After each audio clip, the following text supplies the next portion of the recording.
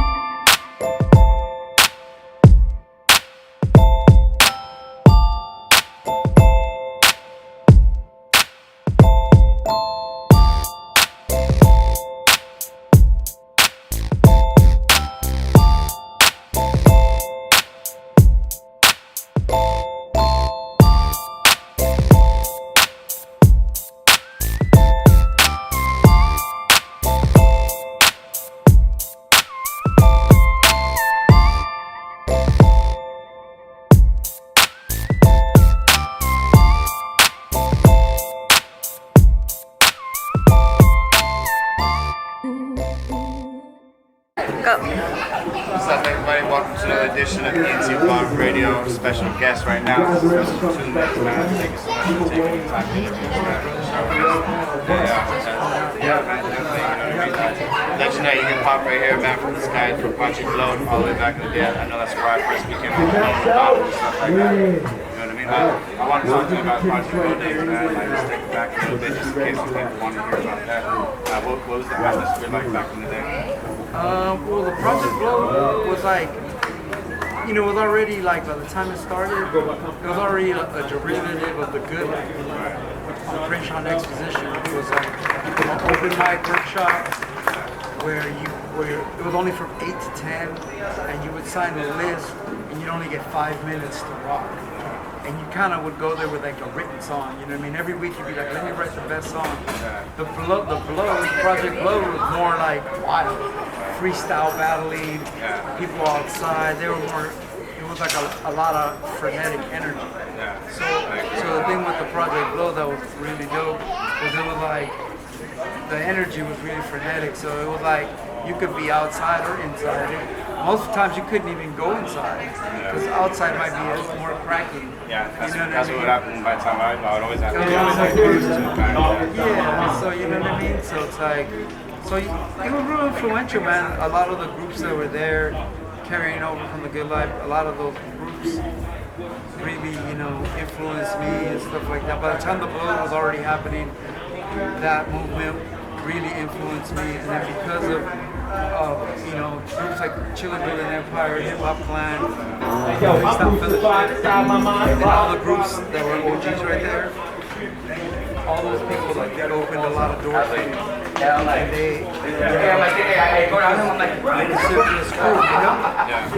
So it was a wonderful time, bro. A lot of battle rap, a lot of being on your toes. Yeah, definitely. A lot of, like, you know, coming with your best bars at all moments, because all this stuff, you know what I mean? Like, when you go there, everything can happen, from a confrontation to a collab. You know what I mean? Yeah, no, LA Cool came from over there. They met you with this, and I know you're really good people with them as well.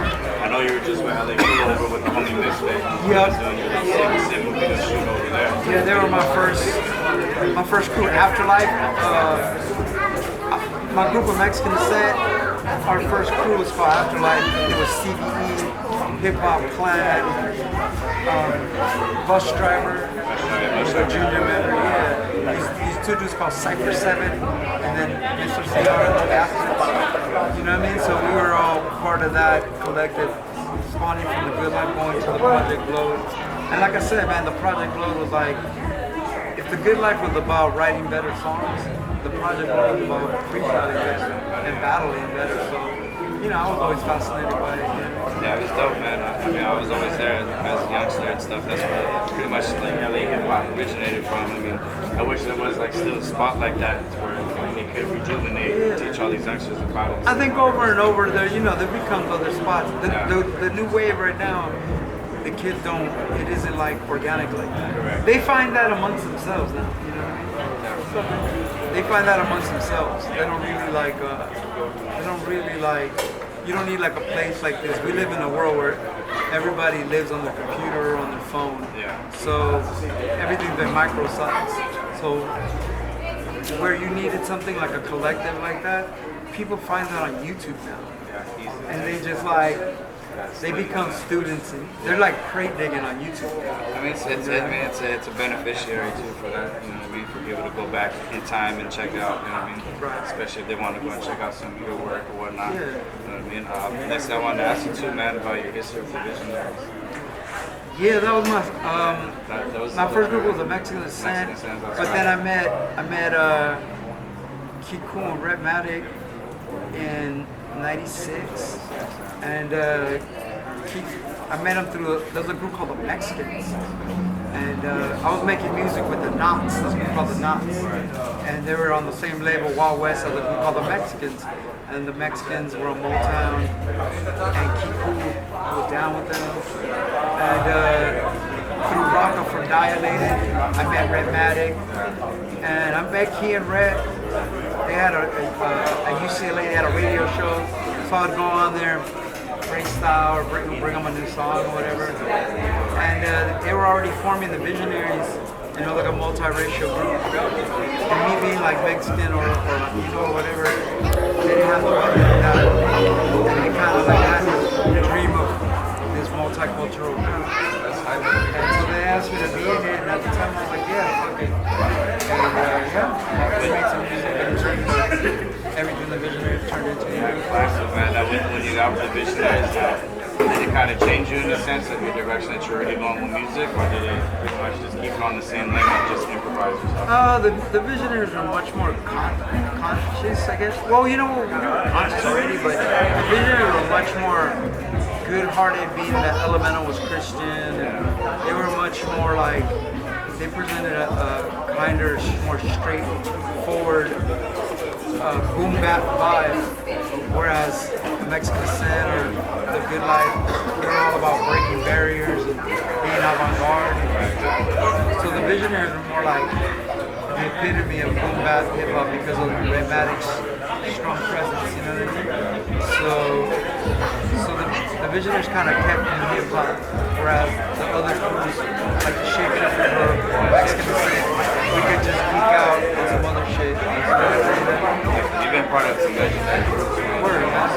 Yeah, and I appreciate you for that. You know what I mean? Because I mean that turned me into the b-boy who I am now. I mean, so many years, especially with that art of rap. You know what I mean? It's hard things to but just like congratulations. And yeah, man, let's talk about the project, the little project that you have. Oh yeah.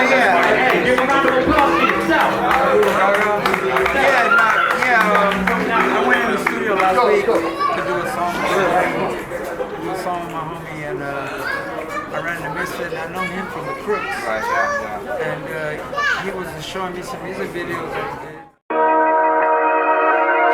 I hit some DMT and it told me to shut the fuck up. After 27 years of speaking to codes, repping that Good Life Project Blow, seeing how the weekend unfolds. I was told I was believing in clones, like the bots on the internet, leading you to a webcam of a different person. I don't even know who I am. Am I a photographer of the better food that I eat, or a lonely human that's unable to meet another soul? If it isn't through the predetermined filters and the kind of lighting that could wilter 100-year-old oak, the wrong joke, labeled as an insensitive afterthought. In my 20s and 30s, I was always afterthoughts. Now I'm looking for what manifests itself afterthoughts. More than just all of the visualizations. I'm trying to collect on my residual of patience. Being a hospital patient, I lost one of the legs to land my spaceship. So here I am, afraid to ever touch down, distracted by social media and sports, watching touchdowns, watching ignorant rappers by bust downs, crip walking the lips, sinking. I guess this is us now. Oral tradition, the language spoken in rhythm, and an educational form is giving way to a system that, even if it's mild,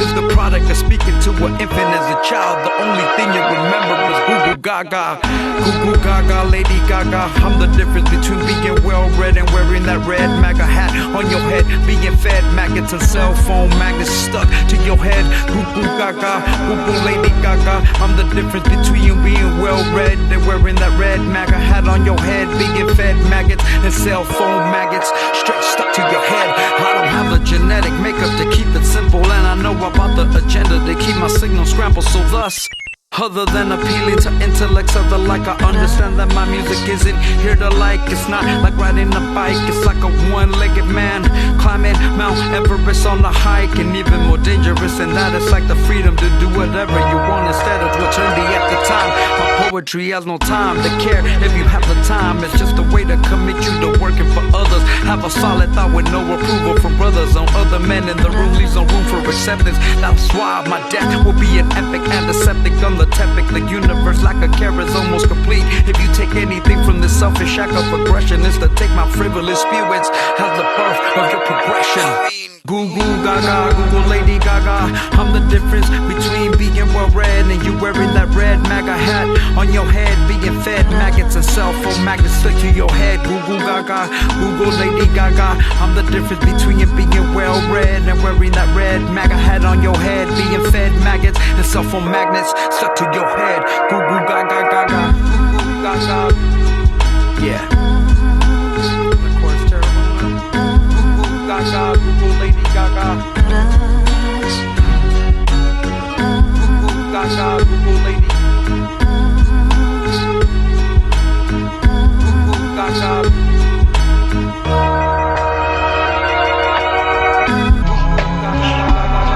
Yeah.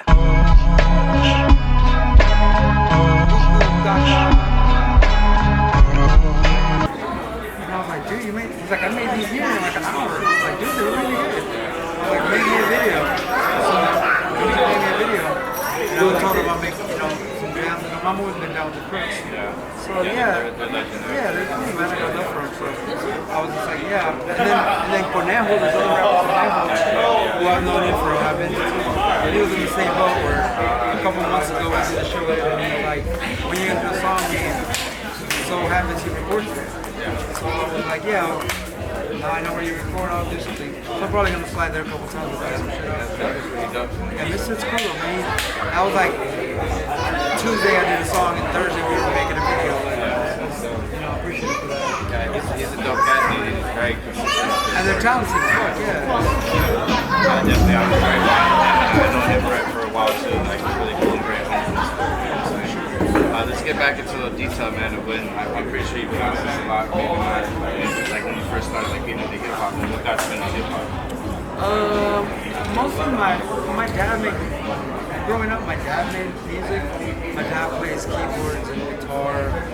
I didn't really pay attention at the time, but my dad not only did he play keyboard and guitar, but he composed original music. He fucking wrote songs, he wrote poems, he wrote short stories, he would do community theater. I was just too young and I didn't really notice. Yeah. But my dad, I didn't really notice, but my dad was just a major influence on me. And then I just grew up during hip hop, like Sugar Hill Gang, MTV, all that shit. It's all, BET, Rap City, Yo MTV Raps, East Coast hip hop was dominating, really into East Coast hip hop. I was really into the 80s hip hop, Run DMC, Slick Rick, and then really the 88 hip hop with KRS-One and De La Soul. I was real, when it got to the next level, I was just fascinated by it. So from around that time, around the late 80s, I was like, I'm gonna get rapper. So that's when I slowly get into it. When you slowly started to get into it, was it doing like writing down stuff, or was freestyle you always like creative? No, you know what? I wasn't that good of a freestyler at first. Cholo Cinco from the MXXNSHINE, he forced me to freestyle because he was bagging on me, and he was really dope. He could freestyle awesome. So I kind of had to trial by fire. And they're rolling with all the good life right there, so incredible. They force you to step your game up. They force you, they put you to really good life. Start serving you and shit. So yeah, no, I was more like I was lucky enough to go to high school with Will I Am from Black and Ahmad, you know Ahmad? Back in the days, The classic. And so Ahmad had that song out when we were in school. And so just seeing that Ahmad, someone I know, had a song like out.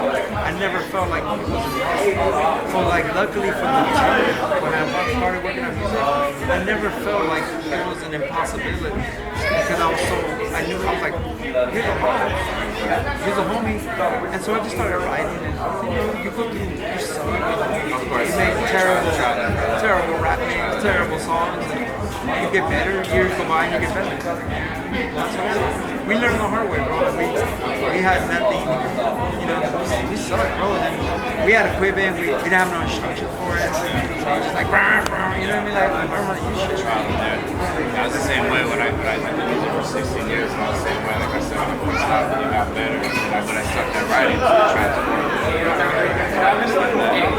Any new projects that you're going to be coming out with? Visionaries have a new album that's done and it's getting mixed right now.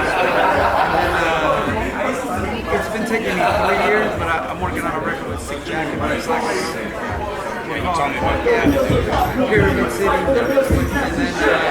then the last thing, I have a record that's done. Mix it. I have a record. I'm really talented.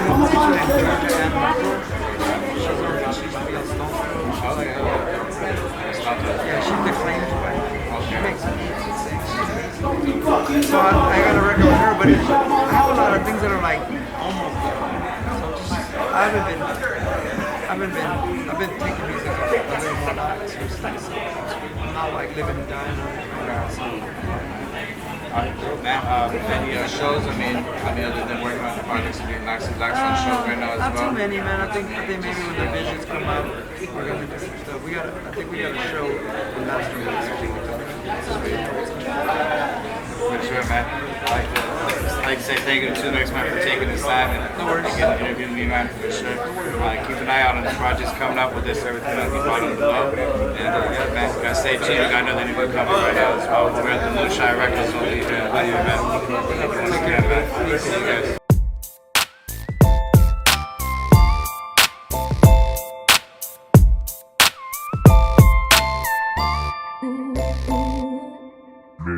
Midwest.